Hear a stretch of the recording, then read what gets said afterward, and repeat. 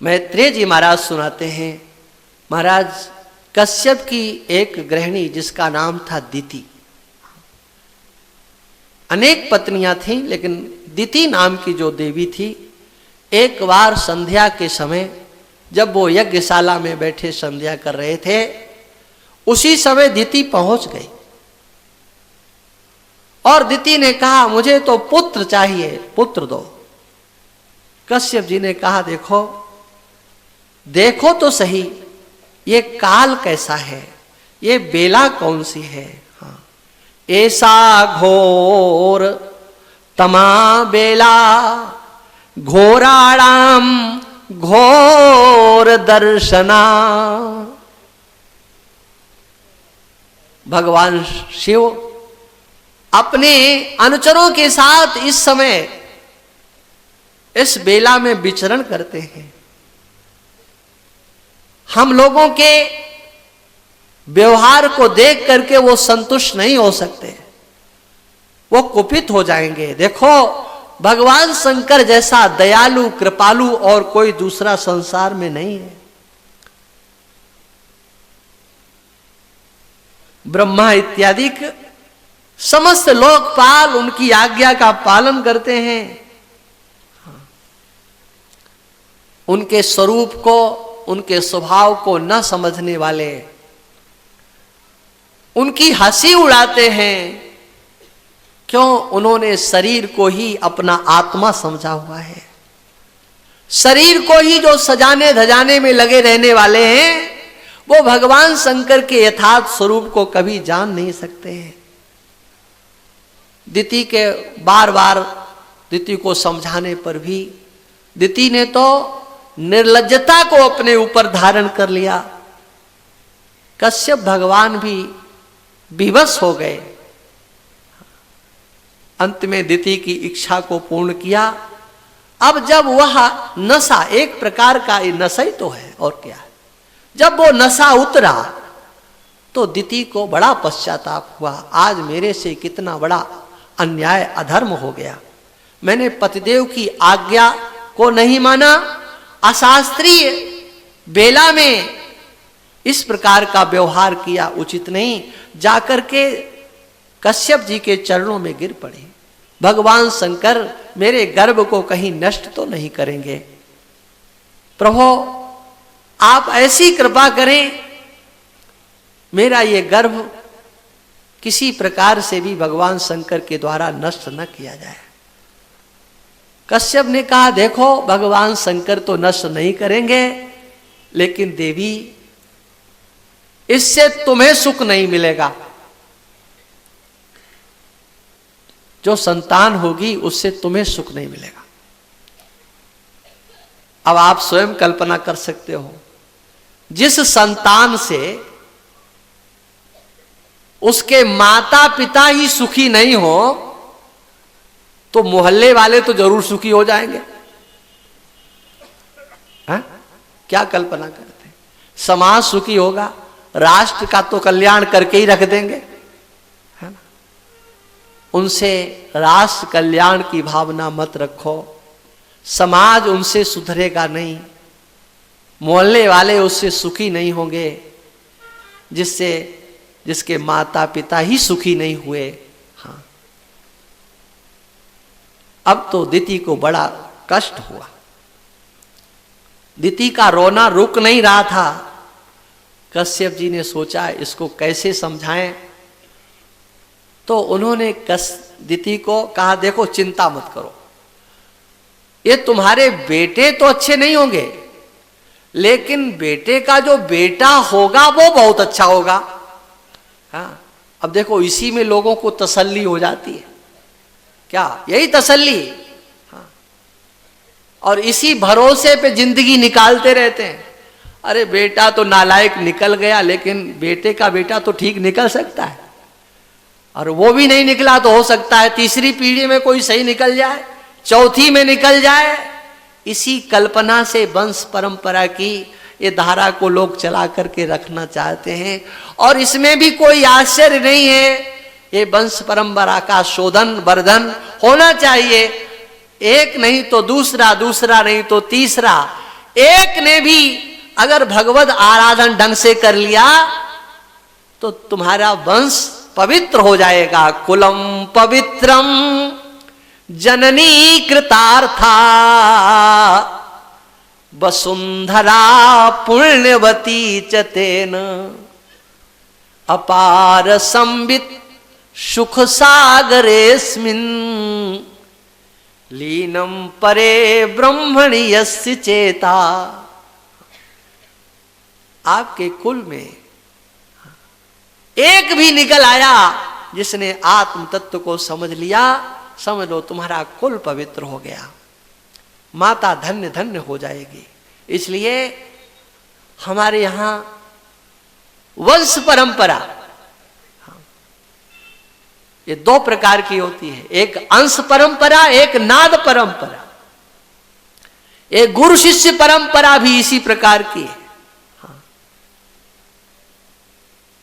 इसलिए इसका उच्छेद नहीं होना चाहिए। श्री मैत्रेय जी ने कहा तुम्हारे पुत्र का जो पुत्र होगा वो बड़ा धर्मात्मा होगा, वो भगवान का भक्त होगा, बड़ा सीलवान होगा। अभी देखो ये महिमा गाई जा रही है किसकी? प्रहलाद जी की महिमा गाई जा रही है। अभी प्रहलाद के पिता का ही जन्म नहीं हुआ है, उसकी प्रशंसा। क्योंकि कश्यप भगवान तो सर्वज्ञ हैं, जानते हैं। अब इधर क्या हुआ, दिति ने विचार किया ऐसी संतान को जन्म क्या देना जिससे किसी को सुख नहीं मिलेगा। लेकिन अब वो तो गर्भ में आ गए हैं, जन्म तो देना पड़ेगा। किंतु उसने बहुत काल तक, 100 वर्ष तक जन्म ही नहीं दिया। और उस समय देवताओं को बड़ी चिंता हुई। देवता भाग करके ब्रह्मा जी के पास पहुंचे, महाराज दिति के गर्भ में कौन आ रहा है? हम लोगों के तो प्राण अभी सूख रहे हैं। आप तो जानते होंगे, आप तो पितामह हैं। ब्रह्मा जी ने कहा जानता हूं, कौन आ रहा है? तो कहा कि भगवान के पार्षद आ रहे हैं। कहा महाराज ये क्या बोल रहे हैं, भगवान के पार्षद और दिति के गर्भ में? हाँ कहा आ रहे हैं। ये कैसे? तो बोले देखो तुम्हारे जो बड़े भाई हैं ना, उनकी कृपा हो गई है। कहा कौन? ये सनक सनंदन सनातन सनत कुमार, ये चारों के चारों एक बार भगवान का दर्शन करने के लिए बैकुंठ में गए। 6 दरवाजों पर उनको रोका नहीं गया। चारों बालक स्वरूप से जो देखे मार्ग दे दे। 7वें पर खड़े हुए थे जय और विजय। अब इनको तो अभ्यास पड़ा था कि 6 में नहीं रोका तो 7वें में कौन रोकेगा। 7वें में तो उन्होंने रोक ही दिया, क्योंकि ये साक्षात भगवान के नजदीक थे। अब दोनों तरफ से थोड़ी थोड़ी गलती हो गई, ये बता दें आपको। उन दोनों को यह सोचना चाहिए था कि जब 6 पर नहीं रोका गया तो हम 7वें पे क्यों रोके। और इनको इतना धैर्य रखना चाहिए था कि उनसे पूछ लेते। उनके हृदय में अहम जागृत हुआ, हम दरवाजे पर बैठे और इन्होंने हमसे पूछा ही नहीं, इसका मतलब हमारी कोई कीमत ही नहीं। हाँ, और इसलिए एक व्यवहारिक बात है कि दरवाजे पर कोई चौकीदार बैठा हो ना, तो उसकी अनदेखी नहीं करना चाहिए, उससे पूछ लेना चाहिए मालिक साहब, सेठ साहब अंदर है कि नहीं। भले ही तुमको वो जानता हो, उसको जरा उसका अहंकार सुरक्षित हो जाता है। हाँ देखो ये इतने बड़े आदमी हैं, फिर भी देखो हमसे पूछते तो हैं, है ना। और ऐसा नहीं तो वो गुर्राने लगता है, फिर अंदर ही अंदर भले ही कुछ न कहे, लेकिन सोचता है कि चलो हाँ कोई बात नहीं, ये ऐसे ही लोग आ जाते हैं।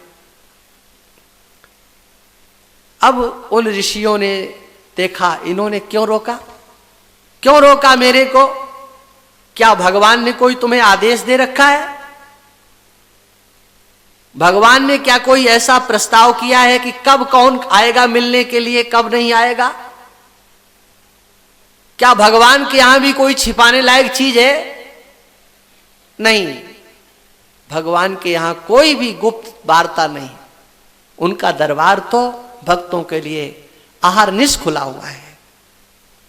तुम इस दरवाजे पर अब रहने लायक नहीं हो, जाओ, हम तुम्हें शाप देते हैं, 3 जन्मों तक आसुरी योनि को प्राप्त करो। उन दोनों ने देखा इन्होंने तो शाप दे दिया है, चरणों में गिर पड़े। महाराज, मैं अपनी गलती मानता हूं, आप मेरे इस अपराध के बदले में जो दंड दे चुके हैं उसे स्वीकार करता हूं। इतनी कृपा करो कि मैं उन आसुरी योनि में हम लोग चले जाएं, लेकिन भगवान को नहीं भूलें। अब भगवान ने देखा कि ये सब क्या हो रहा है, तुरंत पहुंच गए। भगवान को देख करके उन चारों ने भगवान की स्तुति की।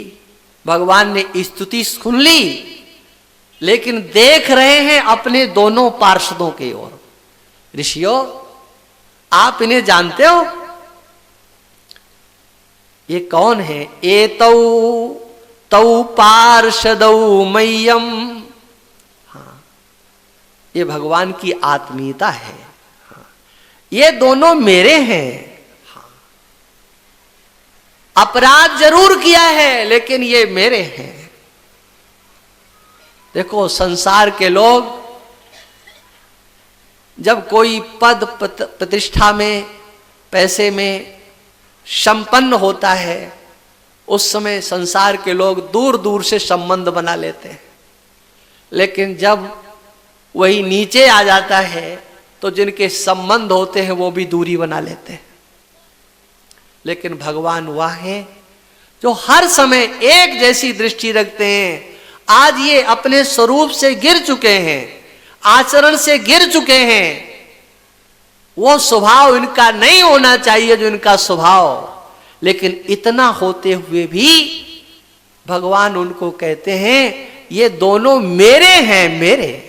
देखो, इन्होंने गलती की है, आपने इनको दंड दे दिया है, बहुत अच्छा किया है। अब आप इनके ऊपर ऐसी कृपा करो, ये जल्दी से जल्दी लौट करके आ जाएं, मेरे पास आ जाएं। हाँ, अब तो ये सुन करके वो चारों के चारों ऋषि डर गए। भगवान इन्हें अपना कह रहे हैं। एक बार भी भगवान ने ये नहीं कहा तुम भी मेरे हो। मेरी गलती पर इनकी दृष्टि चली गई है। महाराज, वास्तव में मेरे से गलती हुई है, आप मेरे इस शाप को नष्ट कर दीजिए, मिटा दीजिए, आप इनकी पदवी बढ़ा दो। अभी दरवाजे पर हैं, इनको अंदर रख लो, हम अपनी गलती स्वीकार करते हैं। भगवान ने कहा, अरे आप लोग ये क्या बोल रहे हो, आपसे तो कभी कोई गलती हो ही नहीं सकती है। महाराज, मैंने इनको शाप दिया है। नहीं नहीं, तुमने शाप नहीं दिया है, मैंने ऐसा संकल्प किया था, तुम आकर के इन्हें शाप दो। हाँ, शापो मयैव निमित्तस् तदवैत विप्राः। तुमने जो कुछ किया है वो मेरे संकल्प के अनुसार किया है, मेरा संकल्प था। हाँ, अब ये जय विजय कोई दूर तो थे नहीं, देखने लगे भगवान की ओर। महाराज, ऐसा संकल्प आपने क्यों कर डाला? हाँ, आप इस संकल्प को अब समेट लीजिए, आप सामर्थ्यवान हैं। भगवान ने कहा, ठीक कह रहे हो, मैं चाहूं तो अभी तुम्हारे साप से तुम्हें छुड़ा सकता हूं। हाँ।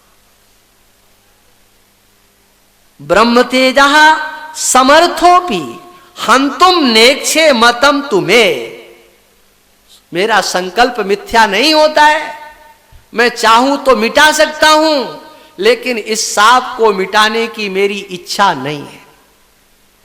भगवान ने जब ऐसा कहा तो पार्षद कहने लगे, महाराज ऐसा संकल्प आपने क्यों किया? तो कहा, देखो ये संकल्प तो मेरा बहुत पहले हो चुका था, तुम्हें याद है कि नहीं? आज पार्षदों को स्मरण करा रहे हैं। देखो एक दिन जब मैं योग निद्रा में था, लक्ष्मी जी अपने भक्तों से मिलने के लिए कहीं चली गई। आप जानते हो, हाँ, लक्ष्मी जी के लिए एक स्पेशल वाहन होता है। हाँ, स्पेशल भक्तों से मिलने के लिए कुछ ऐसे भक्त होते हैं जो केवल लक्ष्मी के ही भक्त होते हैं। उनके पास लक्ष्मी जी, अरे प्राइवेट भक्त है वो, लक्ष्मी जी उनके पास जाते। लक्ष्मी जी गई हुई थी, लौट करके आई